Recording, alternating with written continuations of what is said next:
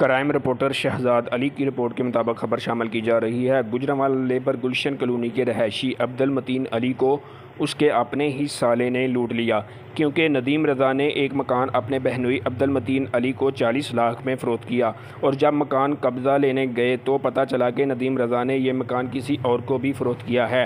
इसने अपने बहनोई के साथ फ्रॉड करके बहनोई को ही लूट लिया है और जब पैसे लेने का मुतालबा किया तो नदीम रज़ा ने जान से मारने की धमकियाँ देने लगा। और जब अब्दुल मतीन अली ने थाना सिविल लाइन में नदीम रज़ा के ख़िलाफ़ दरख्वास्त दी तो पुलिस ने भी अभी तक कोई कार्रवाई नहीं की।